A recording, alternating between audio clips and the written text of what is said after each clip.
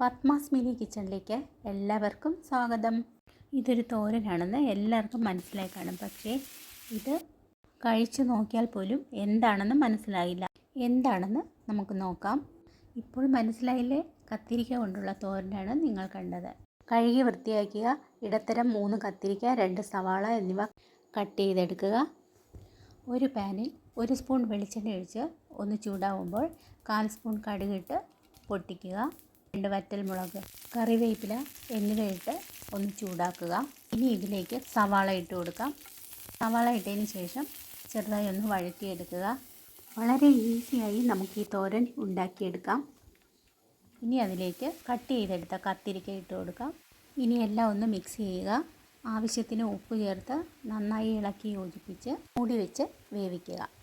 ഈ സമയം ചെറിയ ജാറിൽ 1/4 കപ്പ് തേങ്ങയും 1/2 സ്പൂൺ മഞ്ഞൾപ്പൊടി, 1/2 സ്പൂൺ ജീരകം, 2 എരിവുള്ള പച്ചമുളക് എന്നിവ ചെറുതായി അരച്ചെടുക്കുക. വെന്ത് വന്നിട്ടുണ്ട്. അതിലേക്ക് അരപ്പിട്ട് കൊടുക്കാം. അരപ്പിട്ടതിന് ശേഷം ഫ്ലെയിം ലോ ആക്കിയിട്ട് നന്നായി ഒന്നുകൂടെ മിക്സ് ചെയ്ത് ഇളക്കി എടുക്കാം. നമ്മുടെ തോരൻ റെഡി ആയിട്ടുണ്ട്. സൂപ്പർ ടേസ്റ്റാണ് ഇതിന്. കത്തിരിക്ക തോരനാണെന്ന് പറയത്തേ ഇല്ല. എത്ര കഴിച്ചാലും നമുക്കത് കത്തിരിക്കയാണെന്ന് തോന്നില്ല. ഒരു നല്ല വെറൈറ്റി ടേസ്റ്റാണിത്.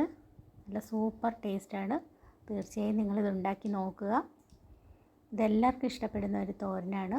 എൻ്റെ ഈ വീഡിയോ നിങ്ങൾക്ക് ഇഷ്ടമായെങ്കിൽ ഇനിയും സബ്സ്ക്രൈബ് ചെയ്യാത്തവരുണ്ടെങ്കിൽ സബ്സ്ക്രൈബ് ചെയ്യുക. ലൈക്ക്, ഷെയർ, കമൻറ്റ് എന്നിവ ചെയ്യുക.